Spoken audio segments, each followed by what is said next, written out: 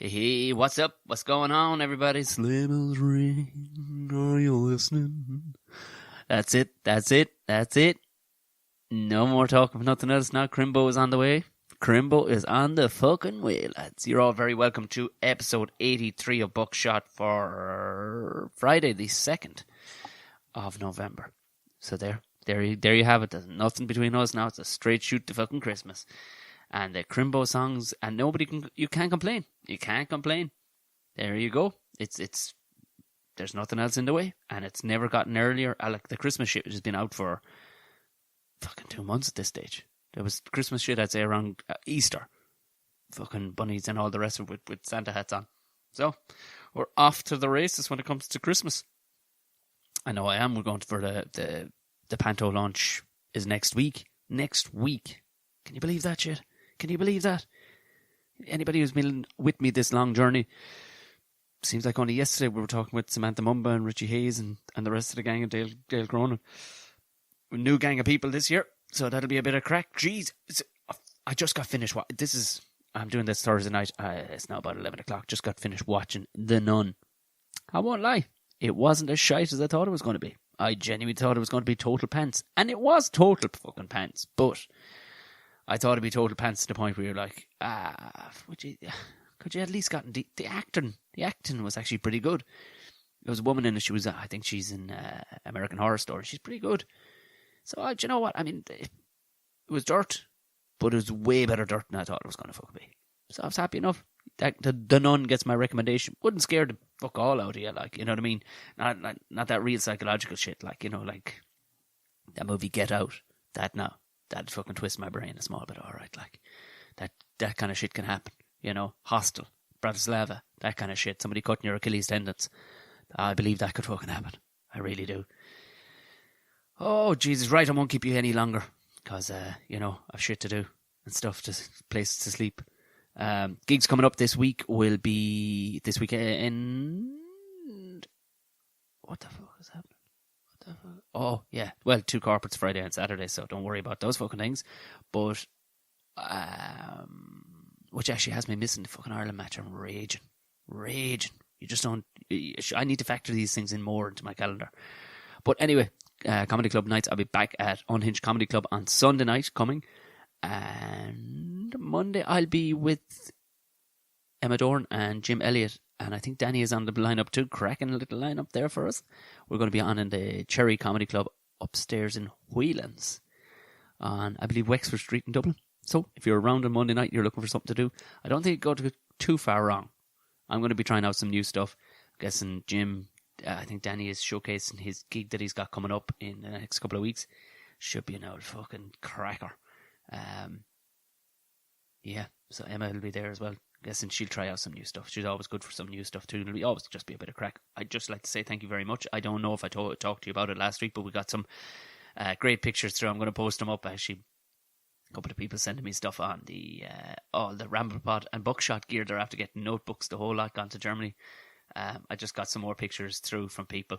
Fair fucking play to you. It actually looks really snazzy. I'm delighted with it. I need to actually order more stuff myself.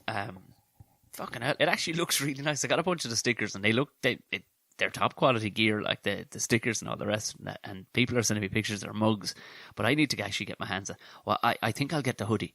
I you know, it all helps going towards the podcast. I mean, there's almost fuck all to be made out of, but you know what? It's given a notion that people actually like the design, and I think the Buckshot design is pretty actually cool, and the Ramblepod one too. People are getting it put on stuff. Happy fucking days. I'm gonna get, if I can get it like a beer cozy. I don't know I think you can get a beer cozy. I think I'm gonna get one of them. Also, for anybody who has contributed to the Patreon, thank you very, very much. Like that exclusivity will be bestowed upon you to anybody who does, because the likes of that I'm going to do on a weekly basis. Everybody's getting, who is actually a Patreon, you get exclusive podcasting from the Tom and Jerry show, the back catalogue, which cannot be gotten anymore. You're going to get exclusivity plays of that on the Patreon page if you sign up as little as $2-3, I think it's $3, I think is the minimum. They kind of tell you that. So I think $3 is the minimum. You can sign up on a monthly basis, which is kind of cool, which will mean that it'll continue, you'll continue to get the exclusivity and all the rest of it or you can just do it one time only. If that's what you suit you, do it one time only. As Gordo says, roll up an old couple of quid and fuck it up the internet at me. It's basically, it just helps out with the show. Helps out with getting more gear. Be more legit, you know what I mean? Being more fucking legit. So thank you very much to everybody who signed up to that. There will be, because I'm going to do more RamblePod ones directly and specifically only and exclusively for the Patreons. So there'll be more RamblePods purely for Patreons. So, I mean, if three quid a month means you get you're the only person to get podcasts, so there'll be a fairly exclusive club of us there, lads. Might just be a handful of us, but sure, why not? I'll tell you all the goings on and all the rest of it, and we can have the banter. Anyway, that's all I have to say about that. That's it. Moving on to today's guest. Today's guest, we recorded live in the Laughter Lounge again. I think we streamed it live on the Laughter Lounge page. We're moving forward with actually going to be streaming it live on fucking every platform with some snazzy gear that we're going to be getting in. Again, thanks to both the people at the Laughter Lounge and the people at Patreon. We're going to be getting in some nice snazzy gear after locating the right fucking job now. The way you see this bit of kit for streaming live and all the rest of it. We did, but we filmed with and we recorded with the fantastic Enya Martin. Enya, you'll know about her. A lot of people, I mean, Jesus Christ, quite literally hundreds and hundreds of thousands of people follow this lady and her comedy kind of moniker of Gizzalaf, Shanto, and all the rest of it. And she's doing it right. I'm a comedy snob, there's no doubt. And I kind of explained it in the chat that we're talking, like, you know, there's times when you're kind of, as stand-up comedians, we get a bit snobby. We're like, oh, you're famous for Facebook stuff? Really? That makes you a comedian, does it? You know? And here's the thing. Of course it makes you a comedian. It does. But it often doesn't translate when those people try to take that same thing to the stand-up world. And fair play that Enya is actually working in now the stand-up world. And she's given it a right crack. And she knows that she's not ready to headline just yet. You couldn't be. But aside from that, she has to be one of the few people who openers, who actually with her own show of Gives a Laugh, the actual live stage show, has actually sold out Vicar Street. So you can kind of put that in your pipe and fucking smoke it. Do you know, that kind of way? But we had a right good chat. She's a very, very funny woman. And it got some cracking stories too. So do you know what? For now, please enjoy the very fantastic Enya Martin.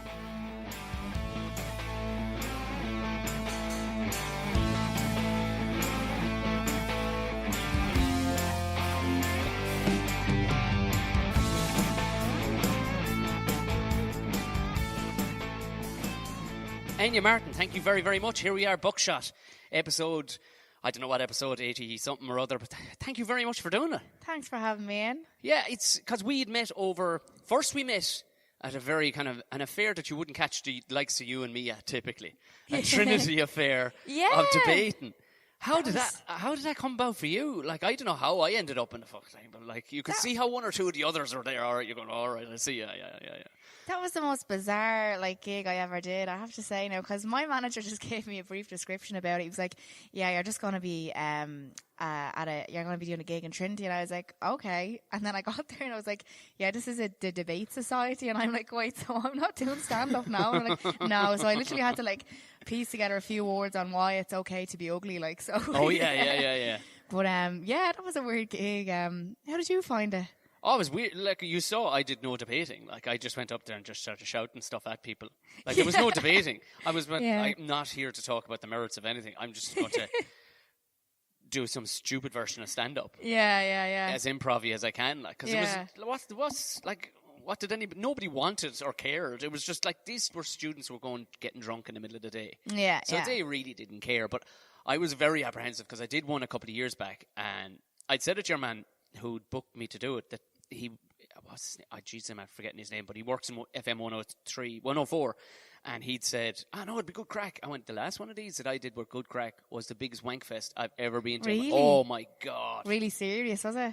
It was that, and they were trying to be funny, but they were all students trying to be funny, and it was so cringy the whole way through it.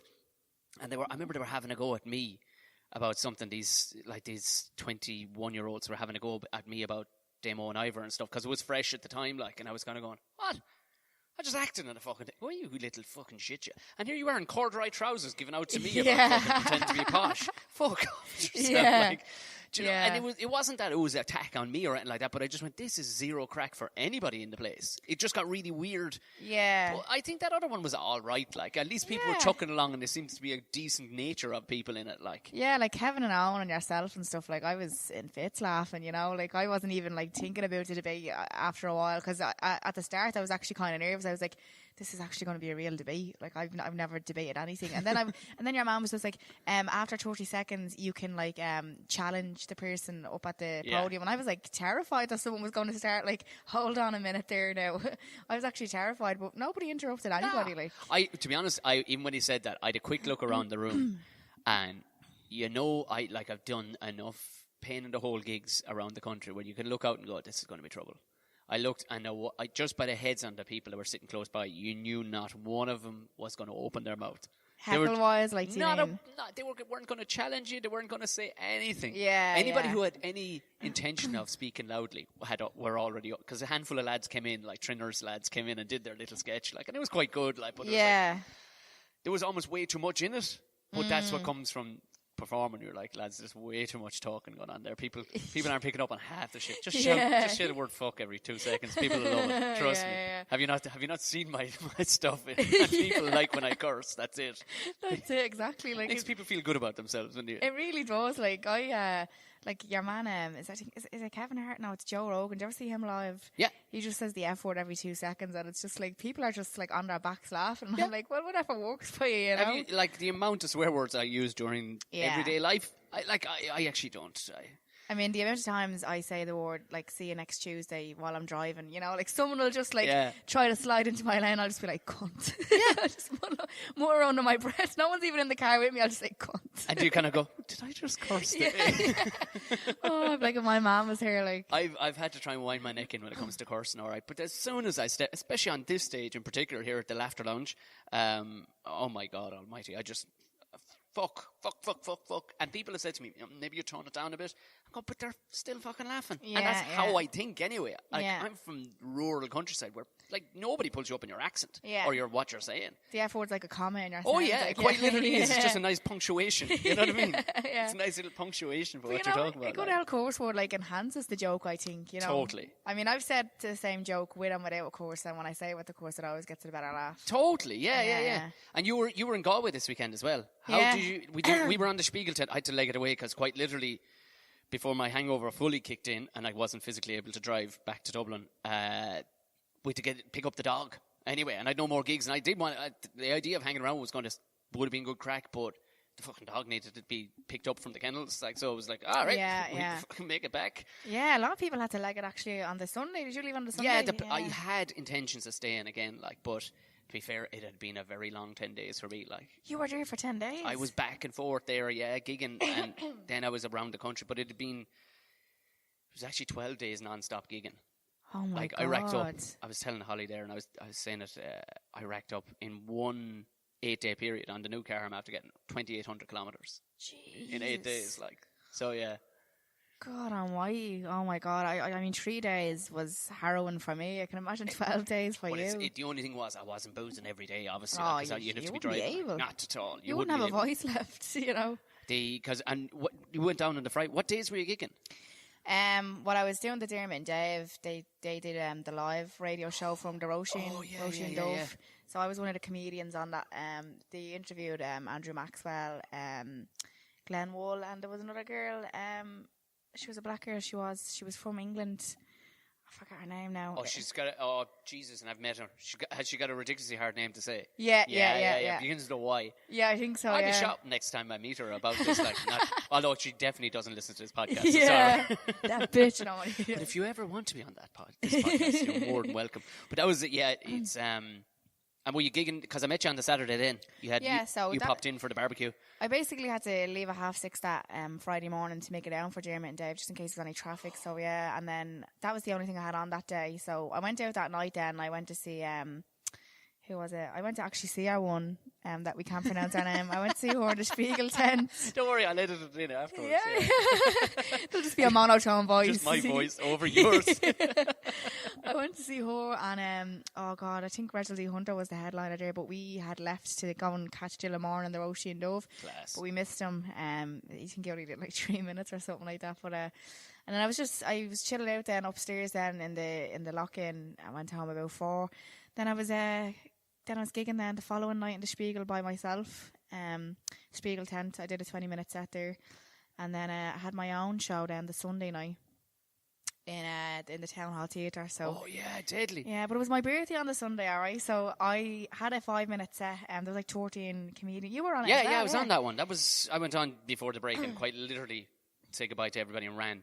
Yeah, out the gate. It was like a tag team. It was like 5 minutes like each. It was the easiest thing ever. But I was basically, I did that, and then I had to run then over to the Town Hall Theatre for rehearsals for my show, and it was 11 o'clock by the time I actually got to sit down and have a drink and be like, oh, it's my birthday, Oh, Jesus. It's only an hour left of the thing, like, yeah. But still though, and how was that was your Kids a Laugh show, was it? Yeah. Brilliant. Yeah.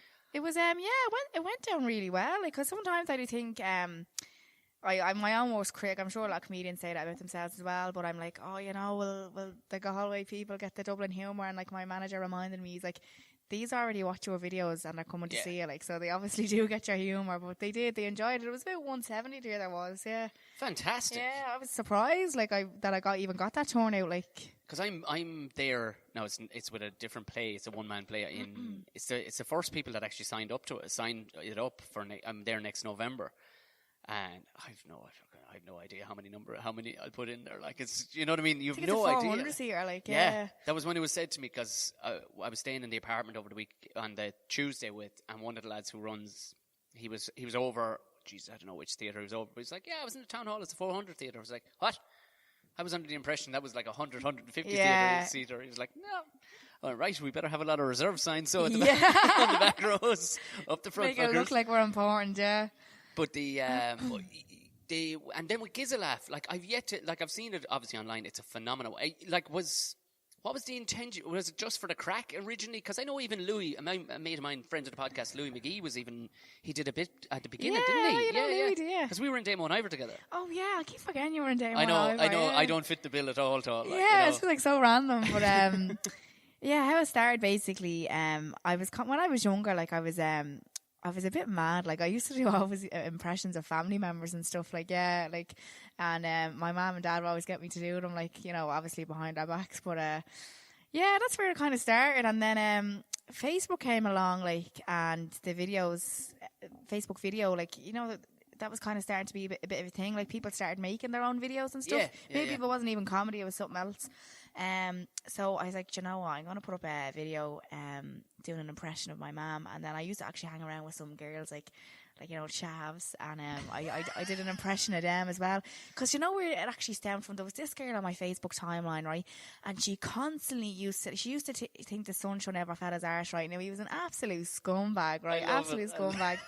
And like one day she'd be just like, oh, fuck this and fuck him and fuck this relationship. And then the next day she'd be like, just booked a holiday with me, babe. And it's like, oh my God. So Lord. That's where the character Shanto came from, like bragging about my dysfunctional relationship. And she was the first video, and I put it up on my own page, and then I kind of started just making more videos. They were just kind of for the crack, like, and then someone was like, you should make your own page. And I was like, oh, I don't know, like actually exposing myself to the public, because that was just my family and friends who were watching them videos, and I was kind of a bit afraid. But now, like, the first video I put up, it was how Shanto met Anto, our fella, and Shanto and Anto. Yeah, she was down the pub, she was, and she saw this fella getting into a brawl, and he got glass into the face, and I was like, see him over there, man, I'm gonna marry him and all, like, yeah. So that's where that stemmed from. And then I made my own page, and then Sharon came along, who's the mammy character. Like, she goes down really well, like, because the amount of people who come up to me and say, Mima, I loved your videos. And when I had my first live show, I was actually shocked at the mix of ages. I mean, like, middle-aged women, like elderly women, like elderly couples. I couldn't get over it. Elderly couples as well? Yeah. I was just like, who's on Facebook? Like, you know what I mean? I couldn't get over that. That's what shocked me the most now, because I know you can get demographics and all on your Facebook page, but when you actually see them in front of you, it was kind of flattering, to be honest. Yeah, like, I was only 23, 24 when I started them videos. Actually, I think I was 22, yeah. That's immense, isn't it? Yeah, and then But where, and have you, obviously, you did Cork as well, didn't you? I'll be doing Cork in January. Sorry, I'm the wrong other way around. No, you're going. And where are you? Are you Everyman or is it the Opera House? The Everyman. I mean, even still, like that's a 500-600 seater. I know, and do you know why I'm going down there? Because the amount of messages I get about going down to Cork. I mean, like, it's a huge catchment area. You see, it's not just Cork. You've the surrounding counties too. That's like it, you know. Yeah, and like, I mean, when I had my shows in Vicar Street, like people were messaging me saying that they travelled from Belfast and stuff. Like, I couldn't get over that. Like, I was flattered. I mean, like, I wouldn't go up the road like to see someone. You know what I mean? Like, it's an odd thing, isn't it? Like, yeah, like that's devotion, like, you know, someone who really, really admires you. Like, I just to be flattered when people, like, that's a lot of money, you know, like spending on a hotel, travel down, like getting a babysitter and stuff. Like, you're like their favourite football team. Do you know what I mean? Like, if you know, but when you think about it, because this is because you meet, like, I've had comedians who've been on, you know, they've been on the road forever and they've had fans forever, so it's still not much of a shock. So it's now not much of a shock to them, you know, that kind of way. And they're kind of going, yeah, well, you know, fans. But you're at the burgeoning edge of it, and you're going, I can't fucking believe people have not, you know. So there's almost that brilliant level of, you're right at the beginning, not taking it for granted. Yeah, exactly. You know, not that saying that big acts, but it's easy to take it for granted when you're 30 years doing it or 20 years doing it, and people show up every year, you know, to see your show or whatever. Like, so it's easy. So it's just catching it right at the right time where you're going, fuck, people there. Hotels, babysitters, petrol, it is. Like, you know what I mean? My manager actually made that point. He was like, in a way, like, I used to work in retail and I used to hate working weekends, but my job is working weekends now. But the difference is I enjoy it. So, like, my manager reminded me, he was like, you are people's night out. Like, do you know what I mean? There like, you go. I'd be raging, I'm fucking working on the weekends. And then I'm like, wait, people are having a night out by coming to see me. Like, I'm actually at their night out. Do you know what I mean? Like, and that's why you should refuse to call it work. Yeah, like, when people ask me, are you working tonight? I'm like, no, I'm gigging. Yeah. And I've been staunch about that since the get-go. No, people are going to pay me to tell some jokes. That is not working. It's unreal, it is. And, you know, when you have a bad gig and stuff like that, like, I'm always reminded, like, you could be back working in Extravision, like, hassling people for life fees. Do you know what I mean? Yeah. Did you work in Extravision? Yeah, oh God, I worked there for 4 years. Like, just the year I started college, like, basically straight after school, I started in Extravision, and then it got closed down. Like, it went into liquidation or something. Yeah, that was inevitable, wasn't it? Yeah, well, come on, like, you know what I mean. Unless you're going to turn up at people's doors with just Netflix, bags of Netflix. Here you go. Yeah. You know, there's not much they could do. Like, really. Yeah. I always kind of admire people who ever worked in things like, I suppose Extravision wasn't too bad because you wouldn't get too many drunk people coming in. I suppose the chipper has to be the... Jesus Christ, good on you. Yeah. Good on you. I'm always trying to be polite. Even if they're not polite to me, people who work in a chipper on a Saturday night, you're like, boy, Jesus Christ. Oh, you need this money. I'd say it's like trying to herd cattle, you know, and they're not like responding to anything you're saying. It's just like salt and vinegar, and they're just not responding. Like, do you know what I mean? And then there's killings and stuff. And then that's the thing. Like, when people just start and turn on you, then. Yeah. Oh, I see it all the time. Like, you know, you always have to get your chipper after a night out. But when I see girls my age, actually younger, probably in college, working in nightclubs, I'm like, what are you thinking? Like, you should be on that dance floor, and like, you're picking up people's glasses. Like, there has to be better jobs out there. Like, I suppose there has to be. Oh, there's Holly sneaking in. Yeah, friend of the podcast, Holly, sticking up her fingers. Yeah, she offered. I unwisely, she said, do you want a burrito bowl? I'm picking one up. And I was like, that's not, do you know what? I'm here early enough. I'll pick up my own burrito bowl. And then, like a total dickhead, I walked past one of the pizza joints. And now I feel like hell. I'm after eating. I didn't go for a burrito bowl. I went for slices of pizza instead. Oh, really? Because your eyes look at it and go, that'd be lovely now. Yeah, haven't had that in ages. And now it's sitting right there in you, like a piece of concrete. Oh, I wouldn't be able to eat pizza this early in the day. And I cannot eat pizza. I just realised I can't eat pizza this early in the day without having beer or something. But for some reason... Really? Would you have to have a beer with your pizza? A lot of the time, yeah. Because it's like... Because one goes hand in hand with the other. But there's no joy sitting on, like, Abbey Street by yourself eating a pizza slice. That's you know what I mean? Really sad, yeah. Isn't it? Yeah. I should have just gone for the burrito bowl. I would feel better about myself now. Even like I'm sitting there and your man is like... That's peak loneliness, peak loneliness. But do you know what? It's actually... There's finite... Like, you have to... I do actually find going to... Like, because, you know, like that. You take a weekend like we just had or whatever. There's times when you do have to sit in the corner of a pizza shop by yourself and go, can I not just talk to anybody for 2 seconds? Yeah. I know I'm here asking you to come in and talk to me for an Yeah, hour, yeah, but yeah. there are times when you need to let your brain cool down too. It's so true, and like that was my first weekend now since I started doing the live stuff, where it was actually on my own. Because I usually always have my manager with me or the crew, but I actually spent the whole weekend up until Sunday night by myself. Now I knew yous and stuff like that, but I mean, like I had travelled down on my own. I was in a room on my own, so I would have to go for dinner by myself. Like I went. The hotel I was in was the Galway Bay Hotel. Lovely, yeah. And they have like this Titanic restaurant, and I went in for my dinner there, and it was the first time I actually sat down in a restaurant by myself and had a meal. And, No, it's not. Oh, I swear to God. Like first time ever you've ever. Yeah, like I'm so dependent on people, and you know, I actually really. That's unbelievably adorable that you've never gone and just went. You've never had to be working away by yourself. I suppose you're just telling me now you've never. Yeah, wow. That was the first weekend where it kind of like hit home, and I'm like,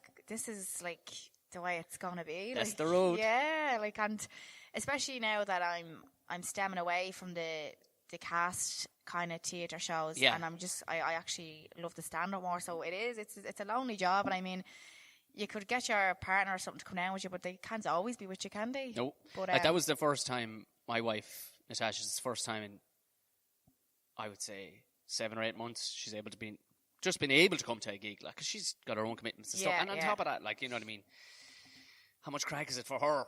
You know what I mean? I know, you yeah. know? Especially when they're not in that world, it's like, you know, like I'm even sick of watching comedy after that. You know what I mean? After the weekend, there's that element. But you become friendly with people too, and you see, I think I was even like, we were.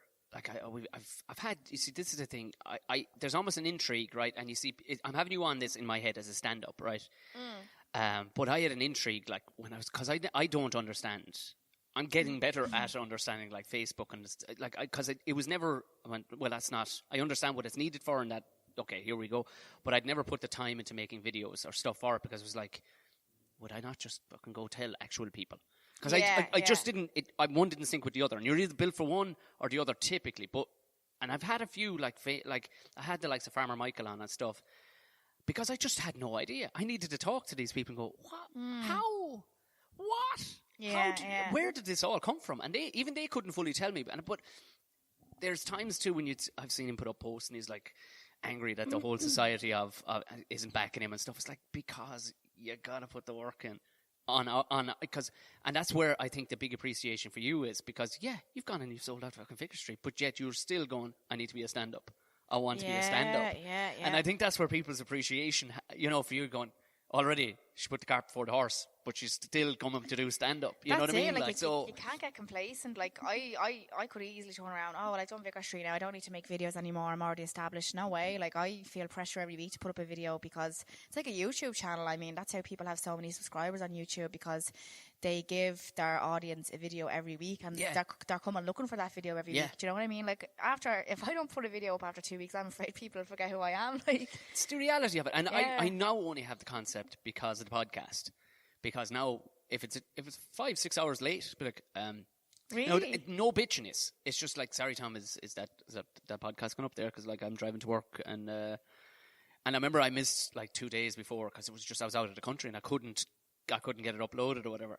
And there was just this litany of messages going, sorry to bother you there, Tom. They were very, very polite. Nobody was bollocking me out of it, but it was like... That's lovely, though, it was, isn't but it? you're not, fuck, I have responsibilities to these people. And now, because of Patreon and stuff like that, people are actually physically paying every week towards the podcast. Really? Yeah. Well, I give them exclusive podcast stuff that they can't get anywhere else, only as Patreon. Because you gotta, you know what I mean? You gotta give people something exclusively. Yeah. So I give them an extra bit. But people, regardless, even if I didn't, people were still going, no, because quite literally they've come on the journey with me. Like, we started out with just small pieces of gear. The sound was okay. And then we've moved to this and like better mics and stuff like that. And then the cameras and stuff. And all the Patreons have paid for it. That's amazing. Yeah, I quite literally set a limit or set a goal. And people went, all right, let's get Tom a better podcast for us. Because it's for them, you know what I mean? Yeah. Like, and it makes them producers of the show. It's a completely different way of thinking than rather than going to some production company and going, can I have some money in the hope of getting listeners? Yeah. Whereas we already have some listeners.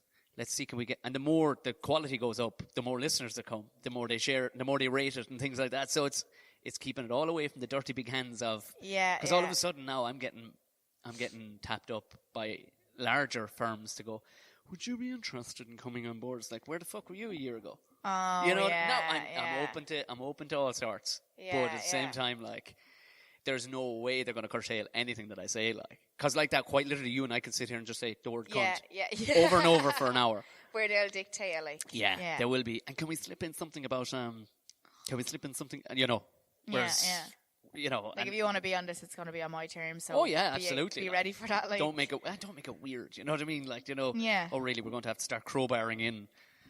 And by the way, Enya, I know you brought up there about Galway Town Hall. Did you know Galway serves some of the best fish in the... Yeah, so random, like, sounds so robotic, like, yeah. Like, actually, speaking of, like, product placement, I was out there... go on, I'm looking forward to this now. Where did I was out in Galway on the Sunday night with my friends, because they came down Sunday night deadly, for my birthday, and I was in the toilets, and you know the way, like, the women do be in there selling the perfumes and stuff like that. Is that still going on? Yeah, she was selling fulfill bars. In the Jacks? Them protein bars are fucking everywhere they are. I swear to God. Like, can you imagine turning around to your mates on a night out, girls, I haven't reached my protein intake, I'll be back in a minute. Like, going in and buying a fucking protein bar. Like, are you joking me? I swear to God. What time of the night was this? This was at about 1 o'clock in the morning. Like, who the fuck wants fulfill bars? But they're actually everywhere. I mean, they're smashing with a cup of tea or whatever, like, but steady on. I was in Boots there and they were selling them at the till as well. I'm like, what the fuck, like? I've actually had, they're whoever's making them has a ton of money, because they're, on my continuous timeline seems to be those fulfill bars. Yeah. But I had Megan Williams, she plays rugby for Ireland. She's a spokesperson for a fulfill bar. I doubt she was the one selling the toilets and the Jacks. No. Although, no, you're joking. But it's just so bizarre. Like, yeah, well, she was selling perfume, obviously, and lollies, but, like, you know, like, what does she have, like, a fucking franchise deal with Fulfill? Like, you know what I mean? Yeah. Like, she's going down to cash and carry, though, and maybe she thought outside the box. She's going, might get some birds who are into the gym here, like, so, you know, as they stumble in the door. Drinking their diet soda and vodka. Do you know what? I was a bit peckish. I'm so glad I can go to the toilet for some food. Like, I was thinking about writing that into my stand-up, like, that experience, and, like, you know, like, just taking a Fulfill definitely bar. Do. Like, this is not a product placement for Phil, but I do enjoy eating Fulfill bars and just flash the bar on stage. But yeah, no, that was just a bizarre. Like, do you know what? People like that who sell the perfumes in toilets, like who covers their shift for the Christmas party? Like, that's. You know what I mean? Like, do they have nights out? Like, they do not. They're just full of heroin right at that time. There's no way they're getting through that night without some hard drugs. There's no way. I'd say they see some shit. Like, oh my God, now you talk about, like, tough gigs, like working in the chipper and working fucking nightclubs and stuff like that. But there's working in nightclubs and there's selling perfume in the Jacks, like. And then there's feeling like shit because you don't have a euro on you. I'm like, sorry, I'll get you next time, like, you know, for a spray of perfume. But this is the thing, like, who carries cash anymore of any sort, like? Yeah, I'm cards all the way, like. You know, can you tap for 50 cents? Can I tap for a spray? Can I tap for a spray? And then lollipops. I mean, like, the first thing I want to do after I have a piss is buy a fucking lollipop. Like, do you know what I mean? It's like the pissiest environment ever. Let me just open this up here. The most unhygienic environment ever, yeah. Like, are you going to take the Fulfill bar out to the nightclub, or is she expecting you to take it into the Jack, switch it into the cubicle? I'll be out in 10 minutes, girls. I'm just going to finish my Fulfill bar here. With a knife and fork. Napkins at the ready. And, like, do you know what I don't get either, right? It's always, I actually have this in my stand-up as well. Like, women especially, it's always after you have a piss you realise there's no tissue left, right? So then you've no choice but to pay her for it. Like a human right, like a tissue paper, you have to pay her to use fucking tissue paper. And I wouldn't mind, but it's that, like, big industrial blue tissue. Yeah. That shouldn't be near any part of your body. I know. Let alone any sensitive bits. Carpet born, like, do you know what I mean? Like, coming out, just walking out sideways out of the... Blocking the toilet up. But you know what? That's another. Did you ever be in like the European countries, and it's 20 cent at least to get in the door of the Jacks? Yeah, a human right, like, to use the fucking Jacks. You see it in bus stations a lot, like, and train stations, because, like, you just get members of the public who actually need to go to the toilet. Like, now, Euston Station in Dublin, now, you can use that one for free. I've used that a couple of times. Euston Station isn't too bad. It's Connolly what looks like a Saw movie. Oh, you serious? Yeah. I'm telling you, don't go down there. It is just all sorts of hell. You just walk in going, all right. So downstairs is from the 1970s, I see. Oh, it's my God. Horrendous. You wouldn't know what you'd catch, like. Oh, fucking hell. Like, there's people just haven't come out of there. It's just death. You walk down there, it's like, oh, right, great, this is our... This is the biggest train or bus station in the country, and this is what tourists are seeing. And this is basically, it's like fucking Kosovo. Like It back is. in It's the a 80s. free for all. Like any walk of life can just go into it. Like that's the scary part. I mean, when I was down in Galway, I was watching some stand up. Oh, I don't know who he was. I think he was an American guy. And he was saying that he went to Asia and he was using the toilets in Asia, and they're just a hole in the ground basically, surrounded by ceramic tiles. And it's like, come on now, you've had the materials. Why can't you just build a whole fucking toilet? Like Tom Rhodes. Yeah, that was him. Yeah. True. Good point though. Jesus Christ, I got caught once in Turkey. You go in, and that's what it is. And it's just, and here's the thing. Do you know it's that crowd like Armitage Shanks? You know the crowd who make it's them who make the porcelain thing on the ground with grips on the side and everything. And you're going, I'm pretty sure, lads, we could have done this handier. I'm pretty sure we could have done this handier. Like, could you not have, like, just like, exactly like Rhodes is saying, like, bring it up to meet me. Do you know what I mean? Meet me halfway don't here. make me go all the way down. That's disgusting. Like, because you would actually have to touch the ground to like sit on it. Do you Pretty know much, what I mean? because there was like it'd be one thing if there was handles or something. Even still, like the last fuckers hand, you know, but like I've never used one, but I just imagine myself trying to use them. So you have to put down our trousers and then you have to like sit on the ground, like into a hole. Yeah, like, yeah. Oh, It's no. You see, the thing is, I think they're born from a countries where they don't have trousers. Do you know what I mean? It's full schmuck. So it's just a case of scooch it all up, and you're okay to go then, like. Do you know, like, it's full dress kind of thing. I don't know what you'd call the male version in Muslim countries. I don't know what they're called. But it's a full dress. Do you know, and they would just hook that up. Did you get me? So they don't have the trouser issue at all, like. So there's no fear you're going to piss into the back of your own trousers. Like. That's where they keep all the trays of drink and all, when they go into the off license. Sneaking into weddings and all, yeah. Oh, no, jeez, I wouldn't be able to. Like, after I've seen that film Slumdog Millionaire. Have you ever seen that film Slumdog Millionaire? Jesus Christ almighty. It's like at the start. I have a pain in my chest just thinking about that for fucking scene. Yeah. Oh, Lord. Like, I was actually speaking of Galway, Slumdog Millionaire, back to Galway. Speaking of Galway, yeah. I'm in this country, and you're steady on, like. We were, my show was on at the same time. You obviously had left at this stage, but there was a parade on. I don't know what it was for now, but Jesus Christ, it's like -degrees outside. And Mockness. Yeah. Mockness, yeah. Bringing their fucking kids out and that, but like, Oh, I know everybody was going in one direction. We were going in the that's exactly what I put was. the boot down and got back. Put the boot down. Oh, I just had to hammer it out of the city because you could see them starting to close roads. It was quite literally like the end of days was coming. They were just closing off roads. It's like the end of the world. It's like the apocalypse. And they were just shutting down roads everywhere. And I'm like, well, fuck this. Like, do you know, like the movies where they were trying to outrun the lava or a tsunami or something. That was quite literally me. Like, once I got this far, I was like at the right. I was just, oh, great. Okay, we can just relax. Yeah, you beat the punch. Yeah, but we were getting some food before the show, like, so this would have been about 7 now. It was after the parade was over, but it was just as the parade was over, so all the crowds were like leaving. Yeah. And we were going against the crowd to get to McDonald's, and we were like, we're not going to be able to get to McDonald's, it's going to take us fucking ages, like, because we're walking against the crowd. So we seen this Turkish buffet, right? And my friend was with me, he's like, I'm not going in there, I'll end up eating someone's fucking leg. It's just like, you wouldn't know what you'd get in them buffets though, would you? I see, with a feed a drink, you see, that's what they're going after, right? Yeah. With a feed a drink, that's who they're aiming for. Because you would eat somebody's leg if it looked nice in a good curry with some chickpeas on it. You go, on a skewer. I'll fucking eat that. Yeah. You know what I mean? It could even still totally look like the leg. You'd still give it a go. But the problem is, like, when you're sober and the sober light of day, you're looking like, I'm fucking nerdy. It's like those big manky yolks. So, you know, the nickname for them is elephant legs, you know, inside in the kebab shop where they slice off, like, what is that mystery meat?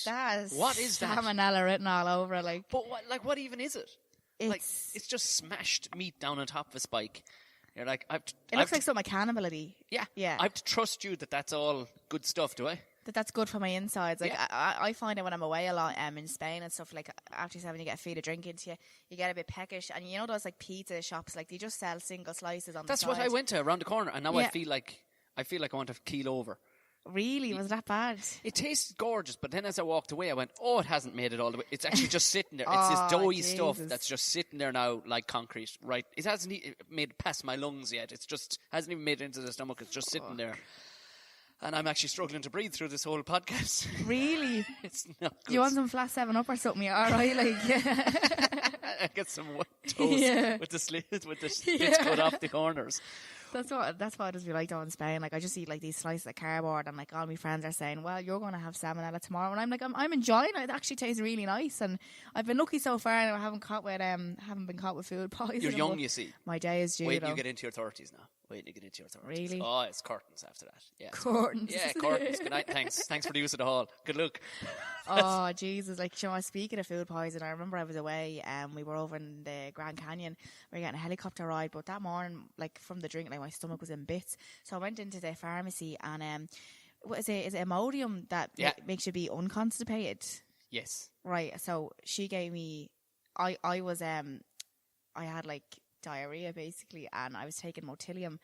And I went up to the counter and I was like, look, I need something for my stomach. So instead of giving me Motilium, she gave me Imodium. So that made me go more, right? So we're on this helicopter ride over the Grand Canyon, and we were sharing it with like these 3 other couples.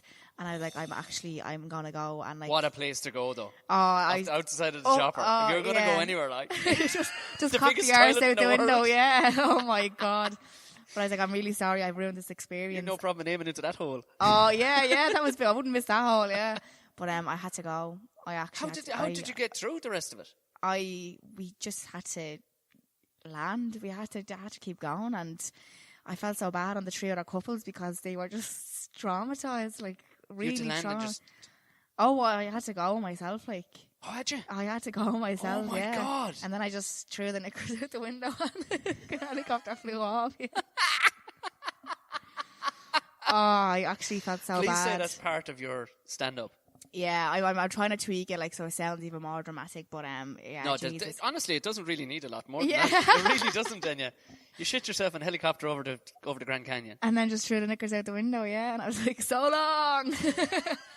But little bit of me there left. Yeah.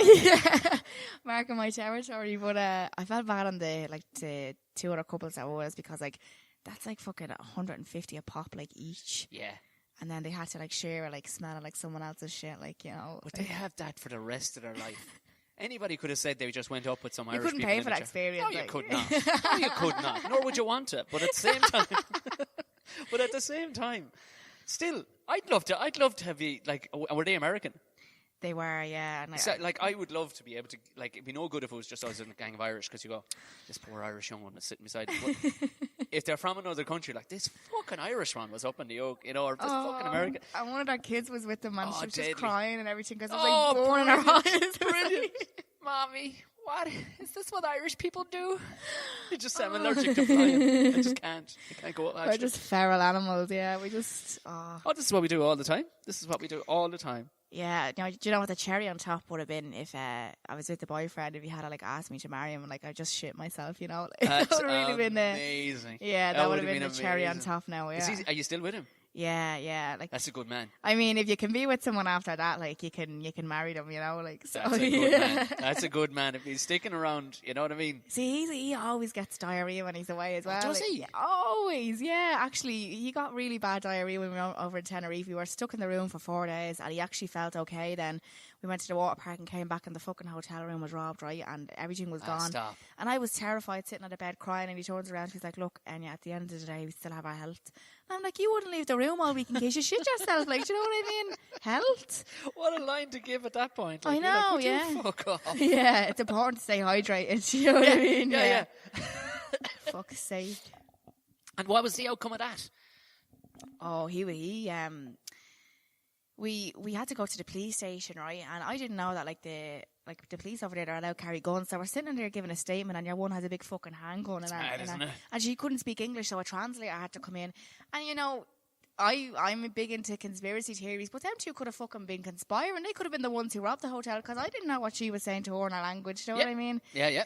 But we had to give a statement and everything, which was useless, because it was definitely an inside job. Oh, for sure. Yeah, definitely an inside job. But and then we were coming back down. We were going through the airport, and he was sweating bullets because we had like 600 cigarettes in the case for personal use. Of course. And he was like, "We're going to get caught." And I was like, "Just people walk around this airport with bags of heroin shoved up their arse, and you're worried about a few boxes of smokes?" Like, he should have shoved them up his hole. Yeah, well, there was plenty of room there, I'd say. Plenty of room. The diarrhea couple. Yeah, Jesus. the diarrhea couple. Even in Times Square when we went to New York.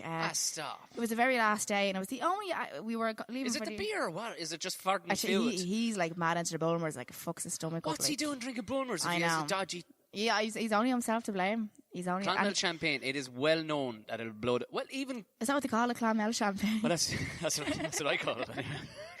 Clonmel I used to have a champagne. job at part-time. Well, I say part. It was a handy gig when I was in college. My sister was a scientist for him years ago. And she used to pay me €50. €50, sorry. It was gone into 2000. So it would have been around 2001, 2002. Any weekend I was home to have to go into the Bulmers factory and taste test Bulmers. And she used to drive me home. I'd get steaming drunk. And how old were you? It's about 20. What a job. Yeah. The same sister actually got me a job tasting sausages. Yeah. Tasting sausages. 50 quid a pop for tasting sausages. And just rating what I thought of the new sausage brand they were after bringing out. So you were like a guinea pig nearly. Yeah, but she knew I'd drink or eat anything. Like, so it was Yeah. like my rating system was terrible. It was Ideal like, man for it. So tell me what you think of that, those 6-ciders. I'm like, were any of them different? They were like, yeah, they were all from different apple batches. I was like, oh fuck, right. They all tasted smashing. Yeah, lovely. Yeah. I was the worst guinea pig ever because everything just tasted great. You were just like, yeah, free drink. Fuck oh it. yeah. Oh, I'm getting paid to do this. But you can't, like, especially because, lads, like, I wouldn't be a cider drinker typically. Like, I'd have a few on a sunny day, like, but I know I couldn't push it. Well, I just wouldn't be able. If it got to 4 pints, that's it, cut off, because I'd just be full of gas.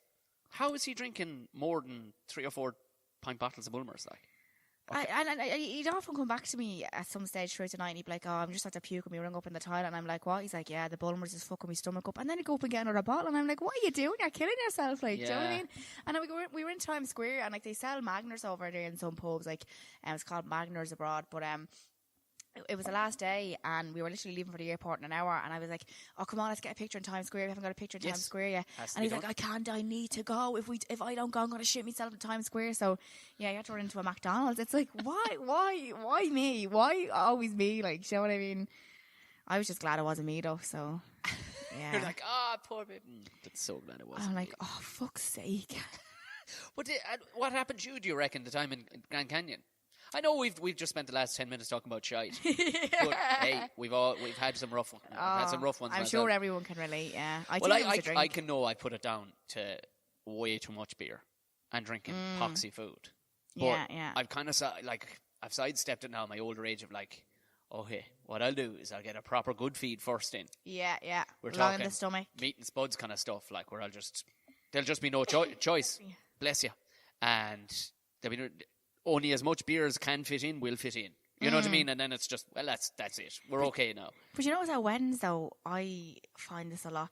It's like having a Christmas dinner and then you start drinking, but you've hit a brick wall. Yeah, start sweating and everything. The food's just too much. Yeah. And it's like, you know, I could actually do it a nap. Yeah. But I was reading before that turkey actually has, I don't know the right word for it, but like it's a sleep enhancer. Like, it actually enhances you to feel sleepy after you eat turkey, yeah. So, like, when you have that with like a Christmas dinner, do you ever notice like you feel knackered after Christmas dinner? Yeah. It's like whatever's in it, it's like a hormone or something in it that makes you feel tired. Jesus Christ. Yeah. So, sure, there's friend of the podcast, John Calleary, as well. How's it going, John? How's it getting on, John? This place is just... What is it with just Passing comics through. walking through this place? I mean, have you any respect It's at all? like in limbo. It's like a portal to like get to another gig or something, isn't it? He's going to land in Roscommon now in a minute. But and it gives a laugh on the stage show. There's more than just you in it, isn't there? Yeah. So my manager came to me January 2017 and he was like, oh, I really love your stuff. Like, would you like to do some shows together? And I was like, at this stage, I literally had a 7-minute set to my name and I was terrified at that anyway. Yeah. And I was like, yeah, what type of show? And he was like, I think you should put like a little theatre show together. And I was like, are you serious? Like, I have 7 minutes of material and you want me to write an 1.5 hour show? No, you can do it. Now, the first theatre show I did, it was fucking, I don't know how we pulled it off. And then I ended up writing a new one then for the Christmas. And that was a hell of a lot better, you know. But constantly learning, like, but the fact that, like, they all sold out. I did them in the local theatres around Dublin, like the Civic Theatre and the Ballymun Axis, and they all sold out. Like, it was fucking... And he's like, no, I told you you'd sell them out. And he was, you know, sometimes you kind of need someone to back you, like, don't you? Yeah, oh, Jesus, yeah. Do you know what? Thank God you did, because who knows would you have gone on? Because that's, you see, you were immensely lucky to have somebody to actually go up and go, no, do it. Yeah, do it. because I wouldn't have done it. No, otherwise. nobody Yeah, would. yeah. Nobody would, because you go, because there's no Probably book. wouldn't even be sitting there There is no talking book. to you, yeah. Do you know what I mean? Like, and what did you do in college then? Did you do something arty in college? No, well, in fairness now, my first option was creative digital media, and that was a lot to do with like TV presenting and radio hosting, so it was kind of along the lines. Yeah, your brain was going that way, like you weren't going to become an architect, like. No, Yeah. Jesus, no. I actually ended up doing then my second choice, which was advertising and marketing, because that kind of has a creative. Does, yeah. I did that for 4 years. It was in my last year then that I started making the videos, and I just wasn't feeling the course, you know. And I did a good few internships. I did 3 internships then the summer after I left college when I graduated, and I was sitting down at a desk and I was like, I can't do this for the rest of my life. Like I can't. Yeah. I feel like I'm being wasted. And at that stage, the videos were really starting to take off, and the page was I just reached 100k, and I was like, no, I didn't get kept on in the internship, and I was like, right, that's a sign. And it was actually just that month that I left that I had done my first gig in Pop the Cherry. Yeah. My first 7-minute set, and I actually loved it. I did, and I got really great feedback. So I was like, right, I'm going to be unemployed and I'm going to be on the dole for a couple of months, but you know, I'm going to start making money eventually. And then the January, then my manager contacted me. I had an agent contact me to do like online stuff, like branding stuff, and yeah. Have you done much to the brand and online stuff? And have you done it in character, like?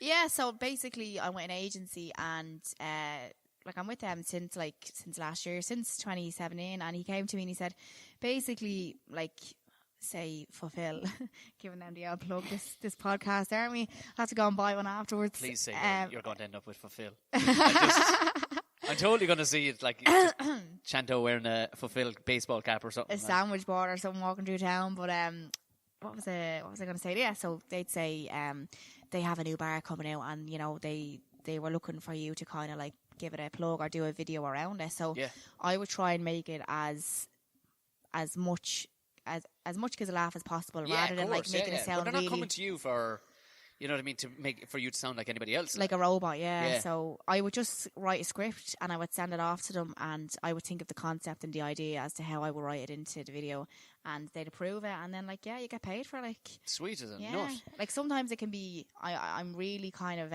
strict. I'm like, look, I don't want this to be blatant product placement. I want to like Now TV. I just did one with Now TV. If Hocus Pocus was set in Dublin, because they're obviously promoting all the Halloween films this time.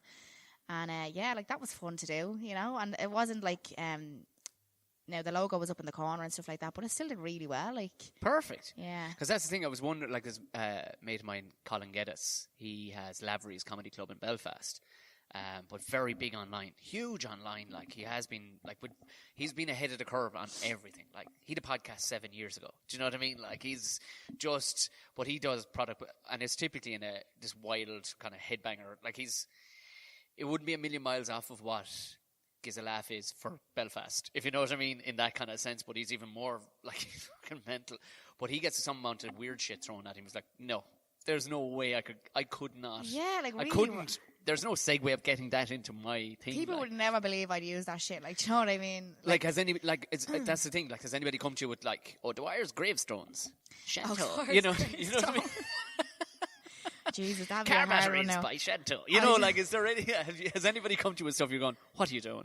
So I was at the shops and I'm at the buying this lovely gravestone. Like you couldn't write a script for that. Like it's just so bizarre. But yeah, I've had a few ones like I'd have like taxi companies and stuff like contact me, and I'm like, I don't know, or like actually a tractor company contacted me as well. No, a tractor company. That was going back in the early days, like, and they'd be like, I'll give you 200 quid for it, and it's like, I'm not going to promote a tractor on this page. I'm kind of half jealous, to be honest with you. It's really? like, yeah, well, it's kind of up my street in a way. Yeah.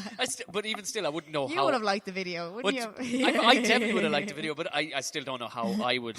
I'm like, well, what do you want me to do? Because you've seen me do stand-up and nothing else. Like, so what do I do? Like, you know, it's tractors. Yeah. Yeah, you'd have to like really just take the piss and like. That's all you could do. That's all you could do. Like, and that's the thing. You could only do it if it was like tongue in cheek, and everybody was in on the. In no way are you actually endorsing O'Dwyer's gravestones, but you're going. Yeah.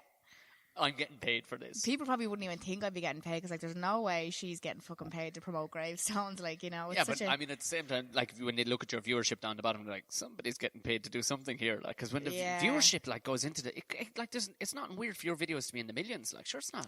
Yeah, I've a good few up in the millions. And do you know what? They're always the videos that you think won't even do well. Owen Colgan said the same thing. Yeah, he was like, yeah. no, it's the ones that I know, ones I've put a lot of time and effort into, and I'm really thinking, and it's the ones that don't seem to. That's the thing. Like you were saying earlier, like you don't know how Facebook works in terms of like videos. Like what's the magic recipe? But do you know what? When people get all these like professional cameras and like get the fucking boom mics and stuff and get proper actors in the videos with them like that, I think that takes it away from it. I think if you're just there with your phone and you're in character, like that's enough. You know, like if people wanted that, they'd watch the telly. Like that's, I think, like people are just way more appreciative. Now I have got a camera, like a proper camera, but like I have a tripod for it. I need that because sometimes there's someone not in my house and I have to. I need a tripod like to film it, like, you know. But like, yeah, I think like people like properly editing it, like color grade and all, like that just takes it away from it. Takes the comedy out of it. For the most part, I don't think your average person gets it. Do you know what I mean? They're not going to pick up on it. Like, you know what I mean? There's like, personally, I wouldn't have the physical time to sit down and do all that. Like, I just wouldn't. Like, and it'd be great to have the ability to be even able to do that kind of stuff. Like, but I can just about edit a podcast. Just about. Yeah. And I even had to get gear that pretty much does it for me. Do you know what I mean? Like, it was just. What's that? Yeah, what's a press? What's that button? Like, I had to, like, a mate of mine, Gordon Rochford, he has the Those Conspiracy Guys website or podcast, which is one, if you're into the truth is out there. Oh my God! They really make you think, do they? Well, he's unbelievable, and he's from only out the road, like, you know what I mean. But he's the biggest podcast by far in the country. Jesus. I would say he's in the top 80 in America. Oh, but all his listenerships are in America. Like, you could put all the Irish podcasts together, and he'd fit them into his back pocket, and that'd be a bad month. That's unreal. unreal. And that's everybody involved included, but. He'll only rate on the American charts because almost all his listenership is in America. You know what I mean? But it was him who quite literally, he sat me down and went, okay, Tom, okay. Because we do each other favors all the time. Like, and I did 2 episodes for him and he went, right, we're going to sit you down. I'm going to teach you. And he was, see the big red button, Tom. And I said, look, this is what I need because. Putting a big sticker beside it. This well, button, he knows. Horses for courses. If he needs a wall knocked down, or something. A wall knocked down. I'm the fella to call. You know what I mean? Like, you know. But as far as technical shit goes, he's the man to call. You know what I mean? Yeah. So, who did we have? And how did the collaboration between you and, like, did you know Louis beforehand? Like, no. So basically, like, the videos were really popular, the stand-up videos, and a production company got on to me.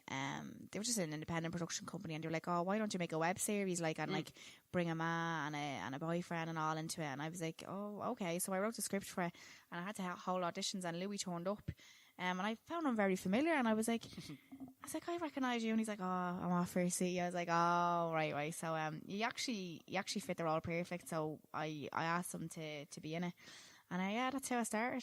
Deadly. And then off the back of that, like, well, not off the back of that, off the back of your videos, we saw the collaboration then of you and Rory Stories. Yeah. How did that happen then?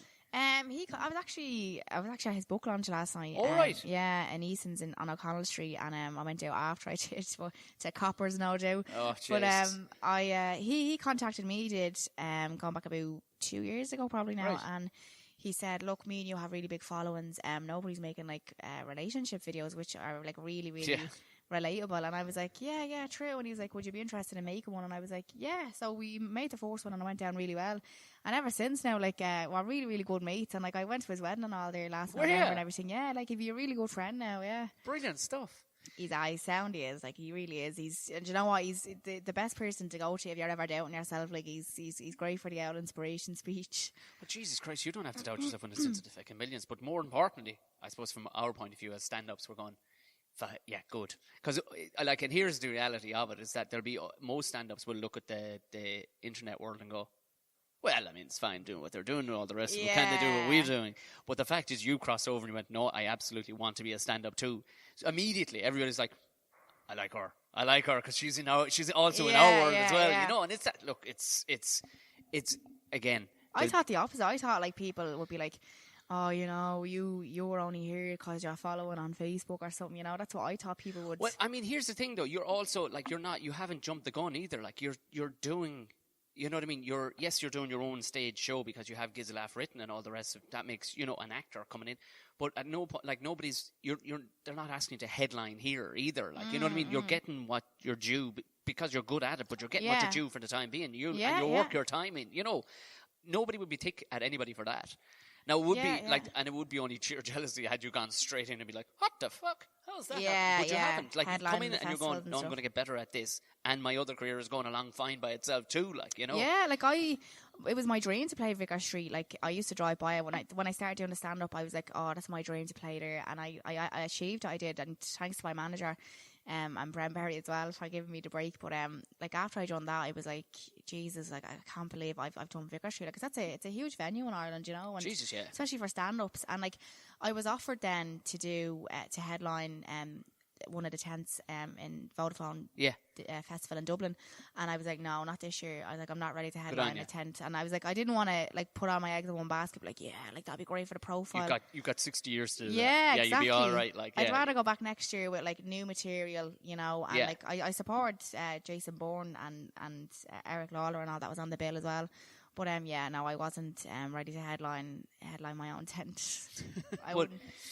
And speaking of that, look, we're coming close to what needs to be the time. It was brilliant. But tell me this: where, obviously, for the most part, everybody's listening to this. But your page, are you still pumping out a video every week? Every week, yeah. That's brilliant. Yeah, every week. I used to now in the very beginning, I used to kind of be putting 2 or 3 out. I used to be loving it, but now I'm just like I'm too busy. Like, well, quite literally, you're selling O'Dwyer's gravestones. Like, yeah. And porcelain holes in the ground toilets. We sell them in marble and granite as well, if anybody's listening. She's also a spokesperson for Imodium. And Grand Canyon rides, yeah. When is the next dates for Gizelaf? So this will be going out Friday morning. So oh right, yeah. Yeah, from my next big Gizelaf show is in the Cork Everyman. It's on the 27th of January. Yeah, brilliant stuff. And you can get the tickets on the Everyman website. Yeah, so I'll put a link in the description of this as well too. So so people can click straight through. Anybody in the Cork region, and there's bags of them down there to listen to this. Yeah, I'm getting loads of requests to go down to Cork. So finally, I'm bringing the show down there, and hope I get a good tour now. Good stuff, Enya Martin. Thank you very, very much. Thanks for having me, Tom. Cheers. And there you have it, the very fantastic Enya Martin. Fair play. I hope nobody was eating their sandwiches in the middle of that shitting story. But look, that's the kind of carry on we get on with every week. If this is your first time listening to any of these, please hit subscribe, because there'll be a podcast out at least twice a week, if not 3 times a week like there was this week. And like I said, there'll be some exclusive stuff coming down the line for Patreon people. Have a look at the old Patreon page and see what you're missing out in the way of the likes of the Tom and Jerry show. There'll be one going up alongside this, which will obviously be only exclusive to Patreons. Have a gander. If you fancy and you like the podcast and you feel, do you know what, that thing is worth £3 a month to me. I mean, what would you give £3 a month for? Think about it. What would you give £3 a month for? Or just £3 for? What the fuck would you give £3 for? Epoxy old fucking coffee. Well, if you figure at least, 8 podcasts a month, what's that in just a good few hours in that, lads. Good few hours in that. If you feel it's worth it to you, sling a couple of dollars at the podcast. It'd be much, much appreciated, and it's going to go towards getting this shit fucking properly legit. Anyway, like that, if you want to follow me on any social platforms, go ahead and find Tom O'Mahony Comedy. We'll find it on all of them, really, across the board when it comes to Instagram, Facebook or Twitter. Buckshot Podcast on the old Twitter as well, but you can go direct to that. If you do need to hit me up in any way, and you can use chatty snaps also, a lot of lads do, go ahead and shoot me over something on chatty snaps. That's Tom Bear O'Mahony. And if you need to actually contact me direct, go through the website tomomahony.com and you'll find the contact page there. It's just, that's the handiest way to actually write me something. If you need to tell me something, or if you have a fucking gig or a question about something that's long form, go for it. No bother at all. I will reply. I guarantee you, any of the listeners that like people that I met in Galway last weekend, they were like, you actually reply? I was like, yeah, of course I do. It's fucking manners. That's what you do. If you have the good nature to listen to this podcast, enjoy this podcast, and you even fling a couple of dollars at this podcast, I am most definitely going to reply to you. Are you out of your mind? I was raised right. That's what I fucking do. That's what I fucking do. Also, over this weekend, I would like pictures, please, of ye having a fucking crack. I haven't asked for any in a while, and I still get the odd one, or lads just acting the bollocks at work and stuff like that. Lash them on to me on any of those platforms. I'd be fucking delighted to get them. If you are listening on Apple Podcasts, please do hit subscribe, obviously, because you can find this. Oh yeah, we're on Spotify as well. If you're a Spotify user and you prefer to have Spotify and all the rest of it, it's free on Spotify. So obviously look for the same one. But if you are on Apple Podcasts, please hit an old rate. Rate it, give it the old 5 stars there. And I see a couple of new comments have come in down the bottom. God bless you. More people will find that the higher you fucking rate this. That's just the way it is. It's not about downloads, but oddly enough, it's actually because the downloads are doing well. But oddly, it's about how nice you sound. And we're up there with a few. We're pretty much close to the 5 stars. Couple of fucking idiots right at the beginning decided to give it 1 star. Like that's going to benefit anybody. But look, you'll have fucking trolls at everything in life. Anyway, that's all I have to say about that. I want you to go away, have fun, and mind yourselves over the weekend, lads.